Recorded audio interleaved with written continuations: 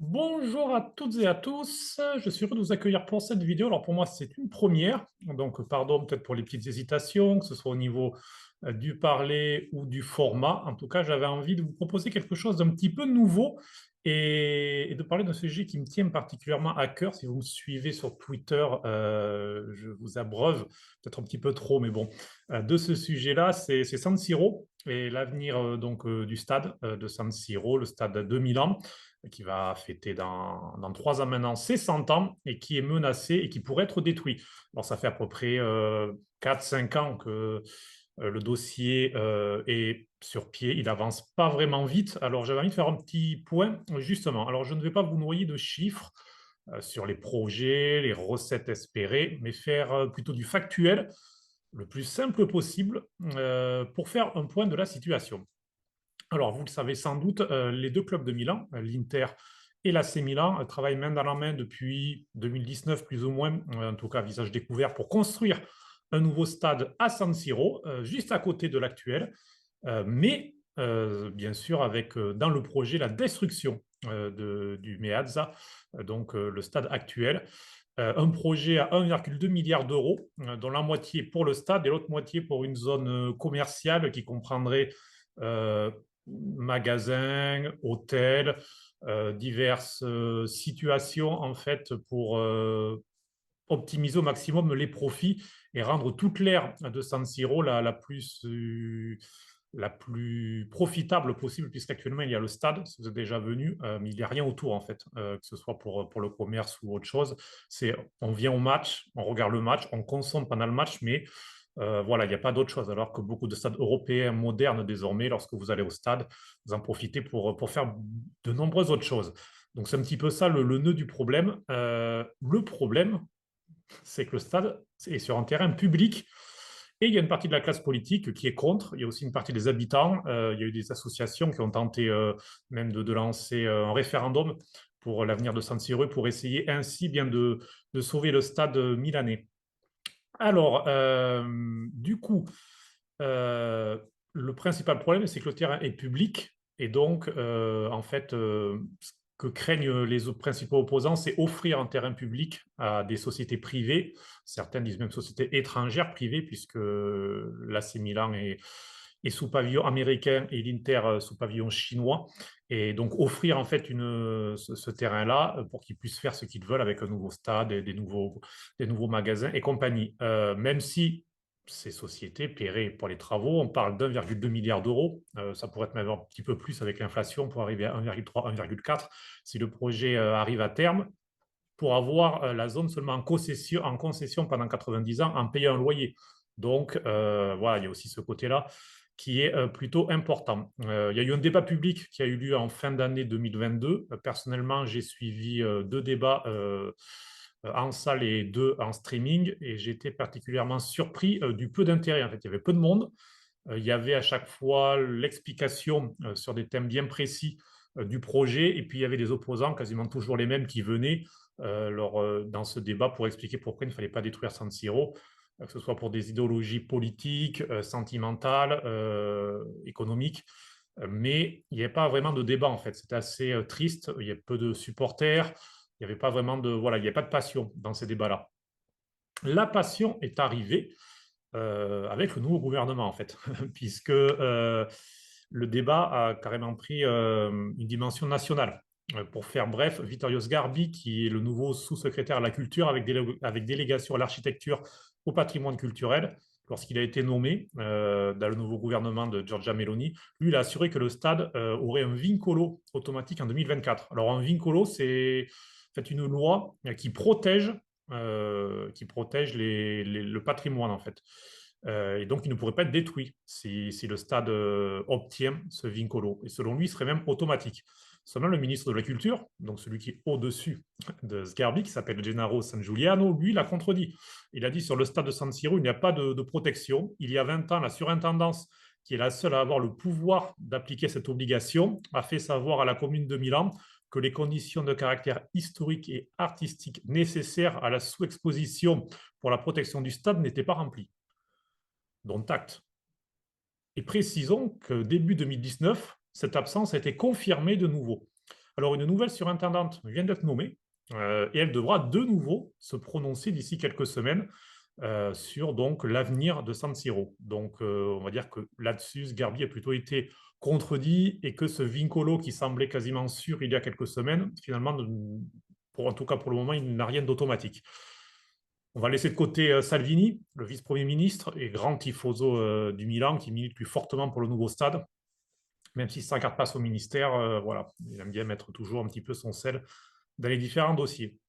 Du coup, on quitte le débat national et la balle revient dans le camp de la mairie de Milan. Et le maire, Giuseppe Sala, qui a été réélu il y a un an pour un second mandat, est plutôt mal à l'aise en fait, parce qu'il a plutôt de bons rapports avec les deux clubs.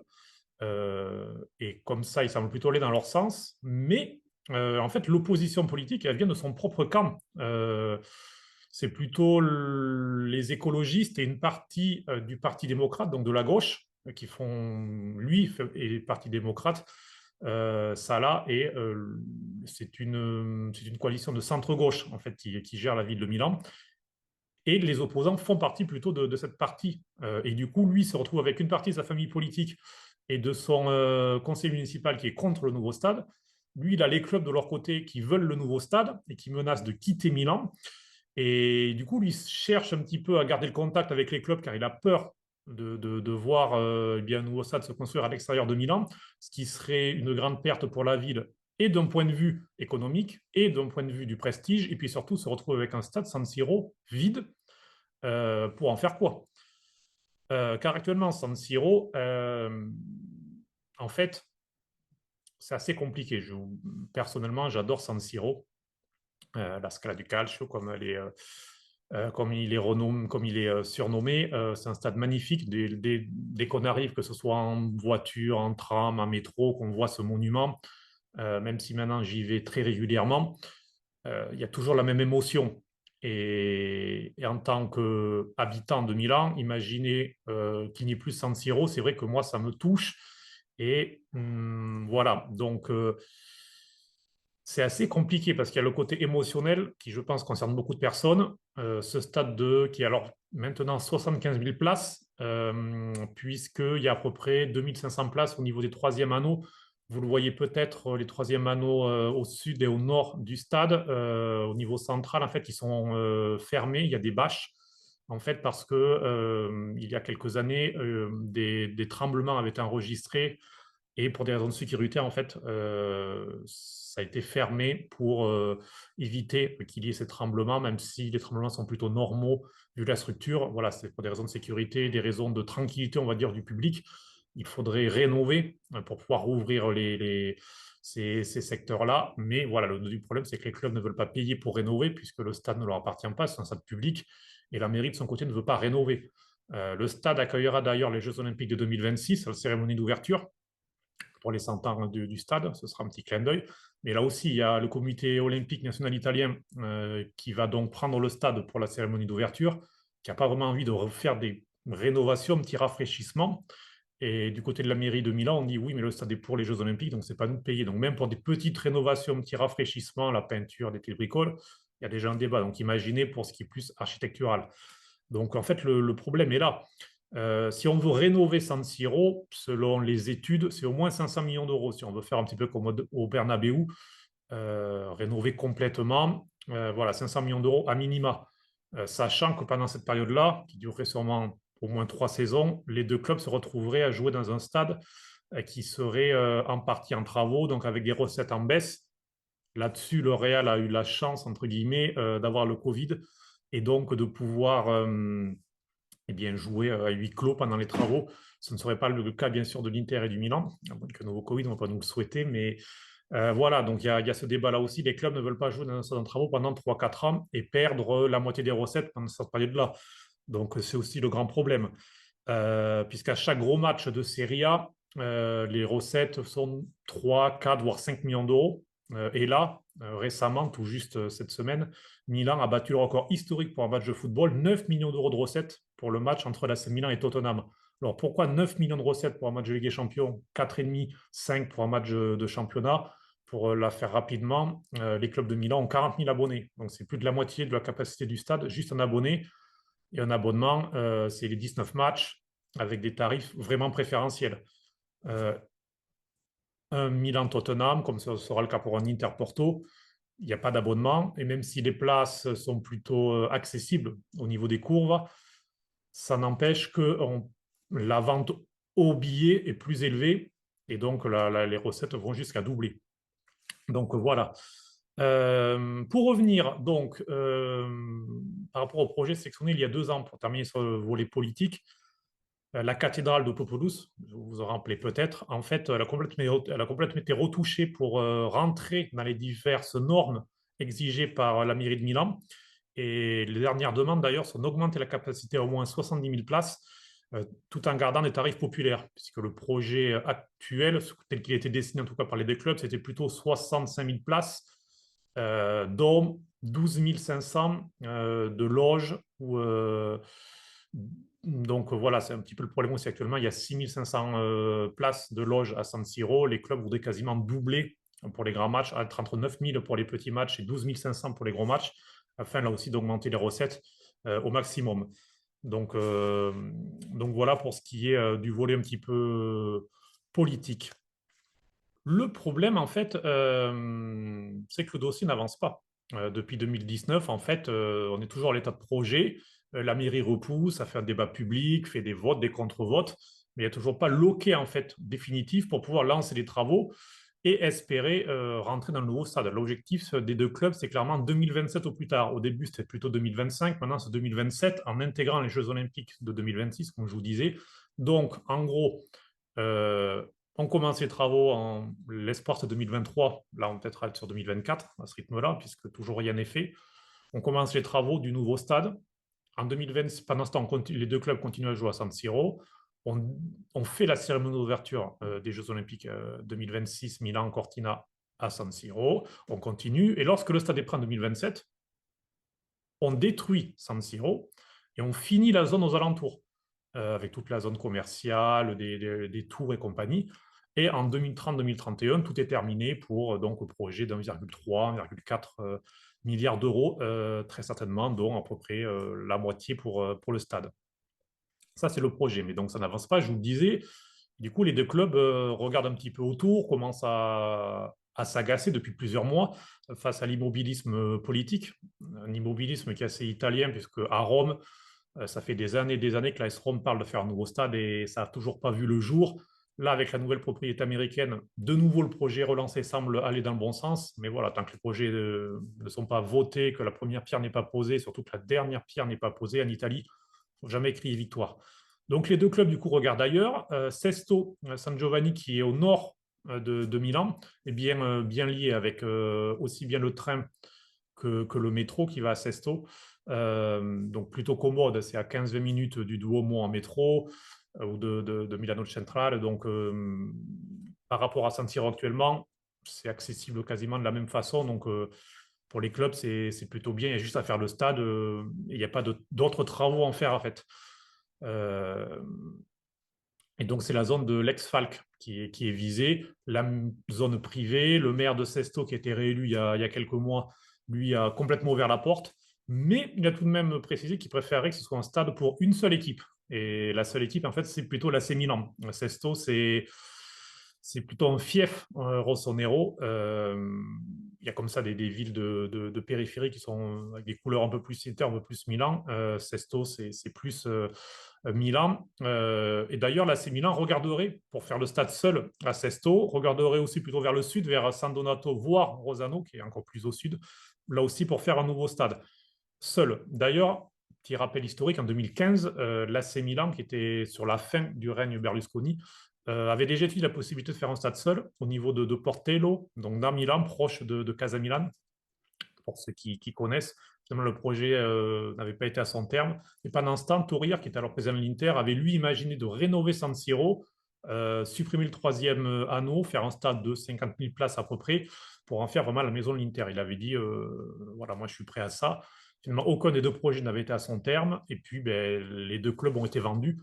Les deux avaient été vendus donc à des propriétés chinoises l'un après l'autre. Et d'ailleurs, puisque je vous parle des ventes, là aussi, ça rentre un petit peu dans le débat. L'AC Milan, vous le savez, a changé de propriété l'été dernier avec le Cardinal via la société Redbird qui a donc racheté le club, sans qu'Eliott, qui avait repris le club, ne soit vraiment dehors. L'Inter, de son côté, c'est toujours Suning, la famille Zhang, qui est à la tête du club, mais la possibilité d'une vente plane toujours. Encore en ce vendredi, eh bien, Il Giornale est un quotidien italien implanté à Milan a de nouveau évoqué la possibilité d'un fonds américain qui serait proche de clore la vente, enfin le rachat du club. Voilà, ça là-dessus, moi, je ne me prononce pas, je n'ai aucune information. Ce qui est sûr, c'est que le débat continue, continue, continue. 2024, on sait que pour l'Inter, ce sera un moment important, puisqu'il y aura le remboursement du prêt pris auprès d'Octree pour pouvoir payer chaque année les dettes en fait qu'a le club, les dettes structurelles du club, puisqu'on sait que l'Inter brûle 10 millions d'euros par mois, c'est un fait. Donc voilà, Suning pour pouvoir assurer le train de vie, ne pouvant plus mettre de l'argent en frais, a fait ce prêt-là et en 2024 devra rembourser près de 300 millions d'euros et donc s'il n'y arrive pas, le club passera directement à Octree. Et du coup, on parle de plus en plus d'une possible vente, mais encore une fois, rien n'est fait. Mais ça rentre aussi dans la dynamique pour la vente, cette vente possible, comme l'est pour l'AC Milan, le fait que ça a été à peine racheté par Cardinal et non par Inverscope. Vous vous souvenez peut-être le fonds du Bahreïn qui semblait proche de racheter le club l'an dernier, puisque les travaux donc, seront financés par les propriétaires des clubs, sachant aussi qu'avoir un stade de propriété permet d'augmenter la valeur du club, de la société. Donc ça intéresse aussi Suning pour ce critère-là. Pour le vendre avec le projet déjà ficelé, ça permettrait à l'acheteur en fait de savoir déjà combien ça coûte et combien il pourra avoir de recettes à l'avenir. Donc voilà. Mais bon, voilà un point en plus pour ce qui est de l'équation. En tout cas, du coup, les deux clubs parlent peut-être de faire chacun son stade, puisque c'est vrai qu'il n'y a qu'en Italie qu'on voit ça. En fait, à Rome, la Lazio et la Roma jouent à l'Olympico. À Gênes, c'est pareil au Ferraris pour la Sampdoria et le Genoa. Et donc à Milan, c'est le cas pour l'Inter et le Milan, alors que quand on voit à Madrid, à Barcelone, à Londres, n'en parlons pas, souvent chaque club a son propre stade et toujours plus avec le souhait de faire un stade qui puisse accueillir aussi bien concerts, événements, et que ce soit un stade qui vive en fait, une zone qui vive 365 jours par an et non plus seulement 35-40 jours en comptant la Ligue des Champions et toutes les autres dates. Euh, alors du coup, puisque tout semble assez bloqué, eh bien cette semaine, le Corriere della Sera a révélé que le maire de Milan, Giuseppe Sala, sera donc en contact avec les deux clubs pour un plan B secret au niveau de l'ex-hippodrome de la Maura. Alors, c'est au nord de San Siro, 1 km et demi, parce qu'il y a toute une zone, en fait. Il y a l'hippodrome de San Siro, le stade de San Siro, et un petit peu au nord, il y a un ex-hippodrome donc de la Maura, avec une zone qui est actuellement en vente.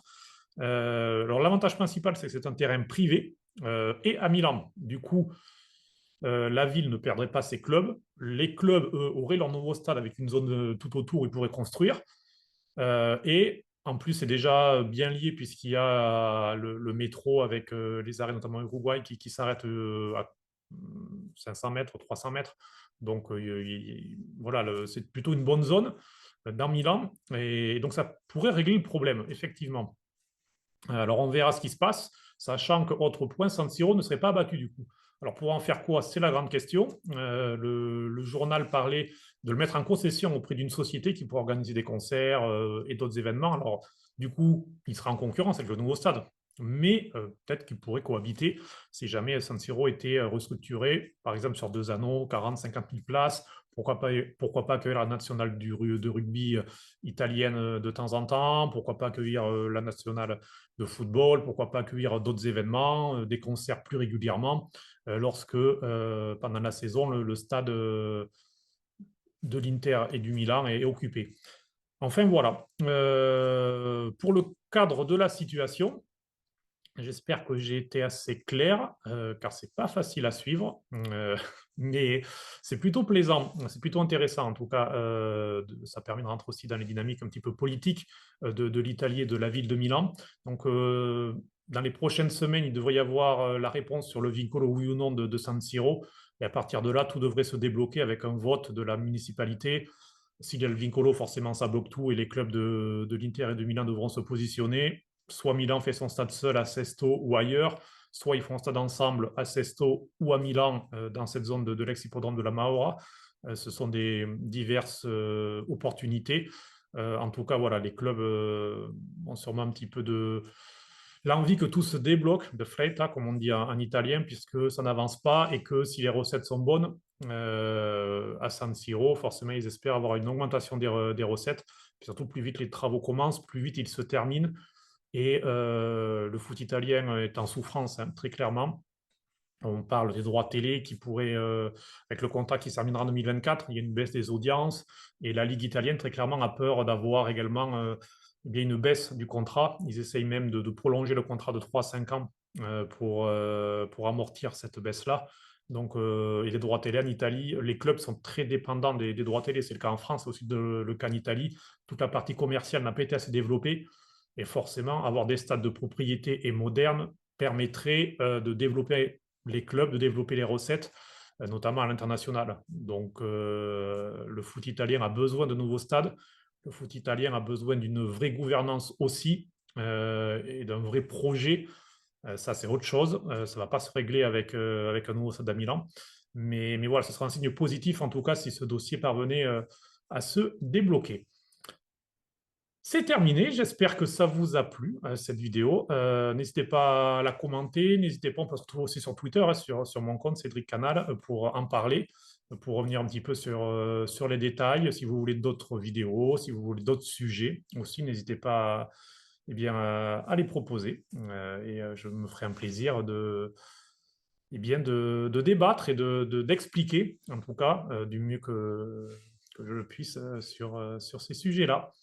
Je vous remercie. N'hésitez pas à vous abonner à cette chaîne YouTube et à vous abonner sur les différents comptes sur les réseaux sociaux. Et puis à très bientôt. Ciao, ciao.